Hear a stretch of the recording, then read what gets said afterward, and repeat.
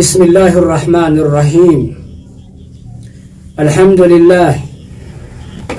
لله الذي أعد الجنة لمن اتقاه ولو كان عبدا حبشيا، وأعد النار لمن عصى الله ورسوله ولو كان عبدا قرشيا. تلك الجنة التي نورث من عبادنا من كان تقيا. وأشهد أن لا إله إلا الله وحده لا شريك له، وأشهد أن محمدا عبده ورسوله وعلى آله وصحبه الغر المهجلين ومن تبعهم بإحسان إلى يوم يبعثون. أما بعد، فإن أصدق الحديث كلام الله تعالى، وخير الهدي هدي محمد صلى الله عليه وسلم، وشر الأمور محدثاتها، وكل محدثة بدعة، وكل بدعة ضلالة، وكل ضلالة في النار. اللهم أجرنا من عذاب النار، وأدخلنا الجنة دار المتقين والأبرار، واغفر لنا ولوالدينا وللمسلمين يا أرحم الراحمين. أيها المستمعون الكرام، أولا أحييكم بتحية أهل الجنة في الجنة، وها هي السلام عليكم ورحمة الله وبركاته. kabajamtoota hordoftoota Oromoo Muslim Media jalatti argamtanii fardoftan hundi keessan nageenyi keenya kan hunda irraa burqesinaa dhaqqabu isiniin jecha barnaamijni keenya yookaan sagantaan keenya akka addaa daa'ii beekamaa biyya teenya keessattiif akkasuma biyyoota galtee akka Eeshiyaa wakadhalika Afrikaa keessatti dalagaa guddaa dalagaa islaamaa dalagaa turanii Rabbiin biyya keenya magaalaa Naayiroobii hujii diiniitiif hujii daawaatiif kitaaba isaanii ka harama lamaan jidduutti argamu eegasii galtee biyya Madiinaa irraa galteetiin addunyaa keessa walii gad deemu walii gad faca'u afaan Ingiliffaatiin jechuudha. Hadhallee meedaa'ii keenya waan deemaniif eenyu akka ta'een inshaallah hadha wal isin barsiifna kallattimaan inshaallah gama sheekaatti isin dabarsaa hamma dhumaatti nu hordofaa jechuun naamsa kenna. Assalaamu alaikum. وعليكم السلام ورحمة الله وبركاته. أكم نجاها؟ نجاها الحمد لله. أنا أعرف جنة. أنا أجد نجاها. ما شاء الله مي هواسا كينيا شيخ عمر إل. لو كان تشتين إل. إيساد دلتني إيساد بدتني مي هواسا كينيا.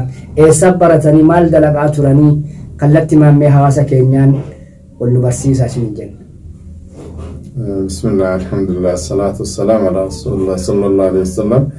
أنا مكانك يا عمر روبي جدما.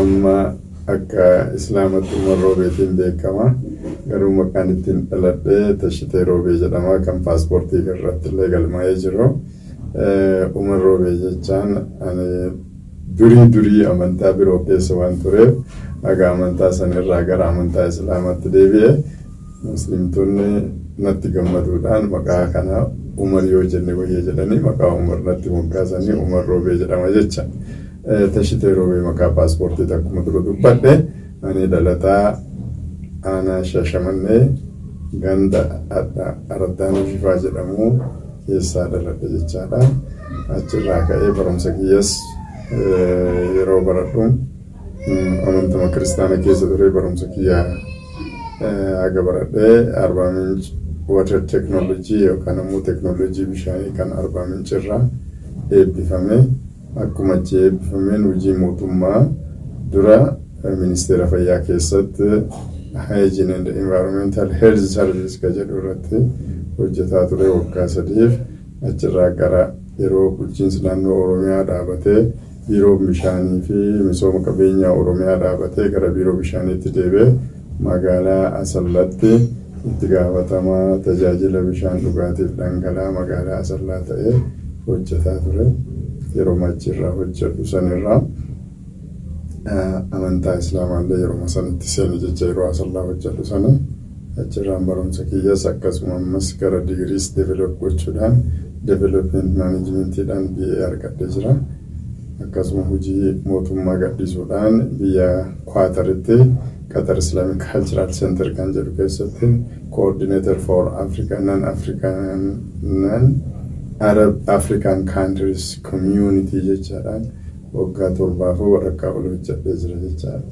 ما شاء الله باري فلا هدو قرتي خيسة ديمتني maqaan kiyya kan aslii kan itti wargeetti na baasee na muqqaasee tashiteettanii eegas hamma amantaa islaamaatti deebi'ee lakki tashitee kanarra umarii mabartee durii kaaniini kazabana sahaabaa rasuula rabbii sallallahu alaihi wasallam umar maqaa bareedaa isinii moggaasanii sababbii maqaa kana isinii kennaniif maali ta'uu beektu umar jechuun rijaala gaafiin kun gaafii guddaadha gaafii cimaadha yeroo dura shahadaa qabadheet islaamummaatti seenee warri shahadaa na qabsiise warri shahadaa na qabsiisan yeroo duraan shahadaa qabadheet warri shahadaa na qabsiisan nama kana maqaa isaa Alii jenna jihaadaati namni kun jiraniit maqaa Alii jennatti moggaasanii booda haga islaamummaa seenee waa dubbisuu jalqabee hubannoo tokko argadhee jedhee dhugaa dubbachuun natti tola dhugaa dhokatti illee ibsuuf tattaaffii ani godhee jennaan sifti nama kanaa yookaan ammoo personality nama kanaa isa Alii jedhu san irraa Umar ka jedhu fakkaataa maqaa kana Umariin haa goonuuf jechuudhaan akkasiin maashaallah ulfaare wanni isin gaafadhee Umar ulfaaru jedhanii Umar radiyallahu anhu Umar ibn Khattab gaafa inni amantaa qabatee bakka eegasi rasuulli keenya alayhi salaatu wassalaam taa'u gaara safaa jala gartee gaara harka mana isaaniititti eega shaadaa qabatee immoo damaal goonaas teennaa diiniin ati dhufteef diin haqaatii diiniin amantaan kun amantaa dhugaa eegatee gadi baanee gartee himuu qabna ilaana godhuu qabna jedhee onne isaatiin isa dura ammoo Hamzatu gartee islaamummaa fudhatee bulii sadiin isa durse Umar ibn Khattab Umar al-Faruq achirraan badhaafamee nama eegasii dhugaaf dhara gartee addaan baasu maqaa bareeda maashaallah ulbaari Umar makkasii rabbi isin haa taasisu du'aa inshaallah asumaan goon hawaasni kennallee isin haa godhanii ajaa'iba gartee du'aa gartee gara amantaan tinseenne biyyuma keessatti barattanii iskoolallee biyyuma keessatti obbaaftan jechuudha.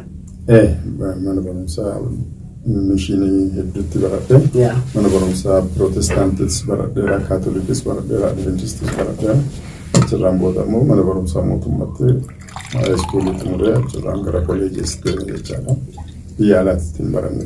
Maashaallah biyyuma keessatti barattanii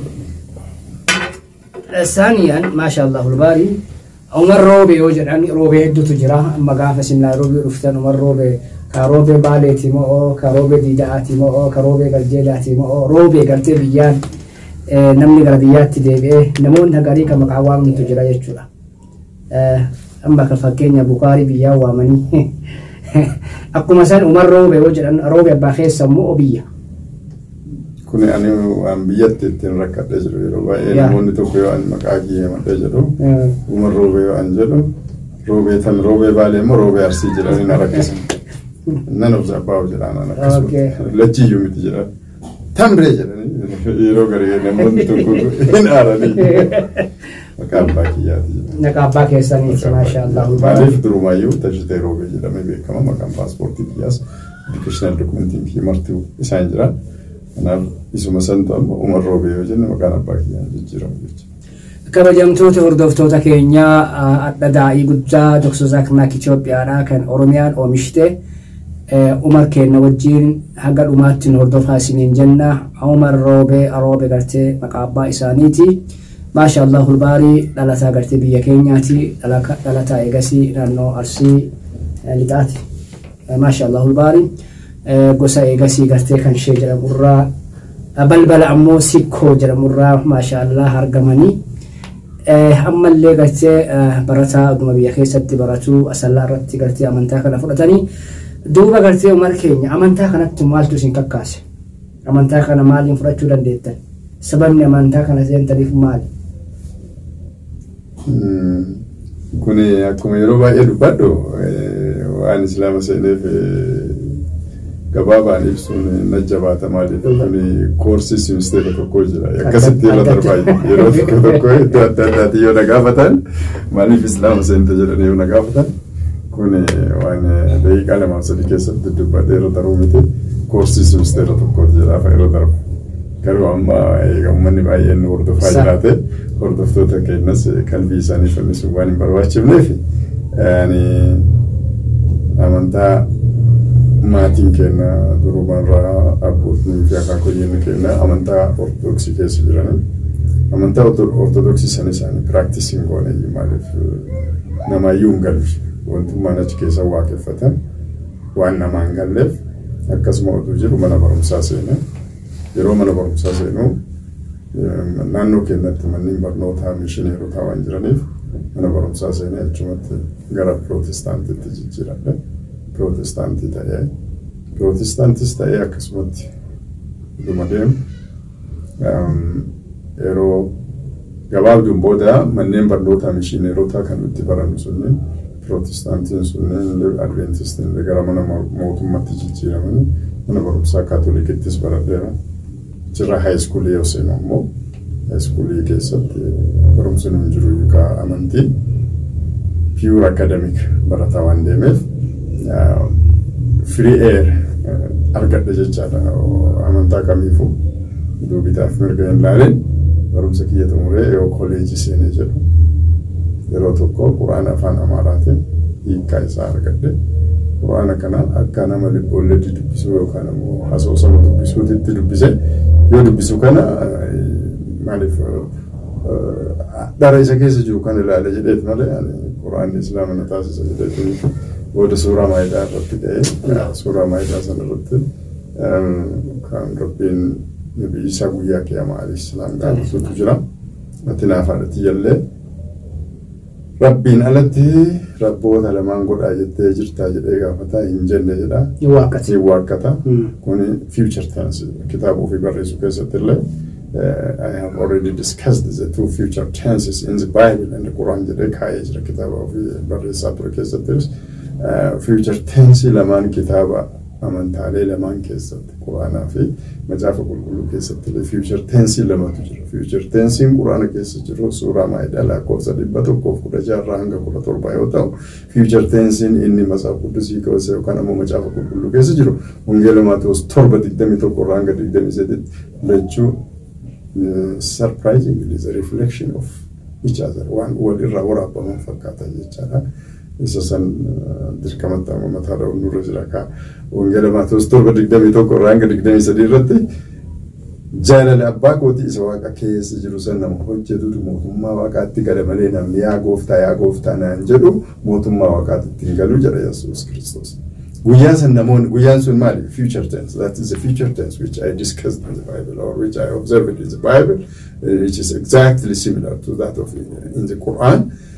Guyyaa san namoonni baay'een naan jedhanii jedhu natti dhufanii naan jedhanii guyyaan sun yoo is the future tense egereedha jecha yaa gooftaa maqaa keetiin hafuura hamaa baafneemi maqaa keetiin raajii dubbanneemi maqaa keetiin waan aangoo hojjenneemi naan jedhan jedha ani garuu isin hin beeku jedhee gonkumaa isin warra hamaa hojjettanii ija koo duraa badaa jedhee isaan irra ragaanii ba'aa jedha kanaafuu quraana keessatti illee jettee jirtaa jennaan ani hin jenne waan ani hin jenne waan an jechuu hin dandeenye akka waan aangoo irraa hin qabne akka jechuu hin dandeenye ammas waan yoo ani kana jedhee jiraadhe yoo ani kana jedhee jirrellee ati nuuni beektaa miti waan ati naan jette rabbii kiyyaaf rabbii keessan gabbaraa jedhe malee hin jenne jedha quraana keessatti illee kuni future tense dha guyyaa qiyaamaa waan nabii isaan ragaa uummata warra isaan rabbi jedhutti ba'u jecha kanaaf jechi sababaan amma hanga adha maqaa kiyya isa durii tashitee roobee irraa umar roobeetiin na jechee ka ammallee aatu tashite jechuu irraa ammallee sheek yookaan haaji jechisiisu nagaya suuraa maayidaa lakkoofsa 116 irraa hanga 17 akka jiru sababaa saniif islaama seena.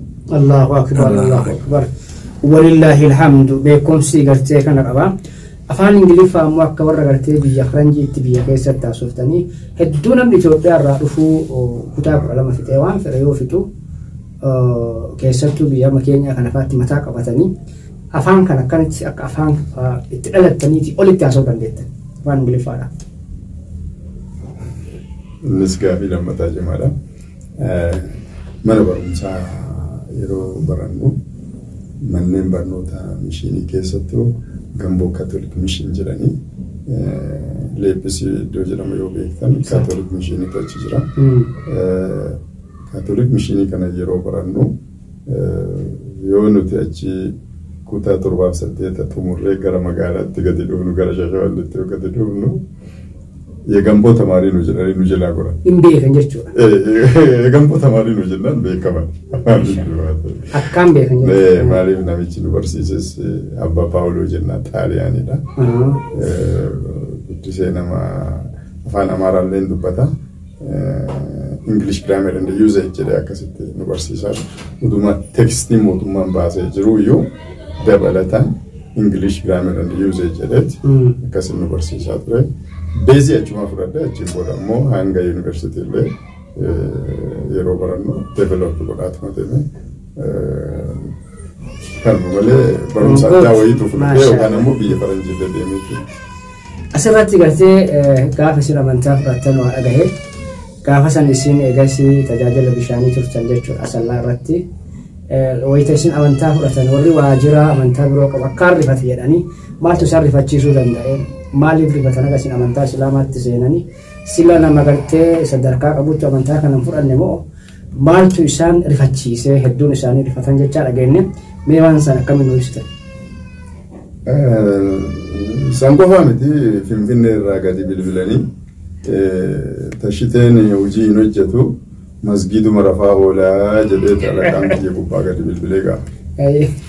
Akkas jedhanii dhufanii natti manii jennaan masgiida itti keessa hin rafanii ittuma sagadanii biraa bayanii jedhanii ibaadaati malee itti naa hin masgiida sagadanii keessaa bayan malee hin rafan jedhii itti himi jedheen maaliif ani rabbiin waan naa kenne tokko keessa confidence guddaa naa kenne jiru alhamdulillah waan dadhabina cimaallee guddaallee hin qaba baay'ee dadhabbis qaba garuu confidence tokko naa kenne jira confidence kana argadhee confidence kana islaamummaatu naa kenne jecha amantiin islaama mataa inisiitu hundee irraa hubattee jennaan you are confident enough gorsuufillee irraallee difaa godhuufillee confidence qabaachuu qaba jechuudha.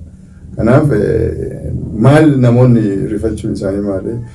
Itti gaafatamaan bishaan dhugaatii magaalaa sallaa islaama seenee bilbilanii maaltu si argate maaliif meeqisee tokko matsaaf quddusii ima dubbiftee naan jedhe tokkollee akkasii. Bilbileetiin? Waan aadaa biyya keenyaa keessatti namni hojjetaa mootummaa ta'e tokko amantaa islaamaa irraa gara kiristaanaatti deema malee amantaa kiristaanaa keessaa gara islaamaa hin deemu wanti kun controversial jedhanii akkasitti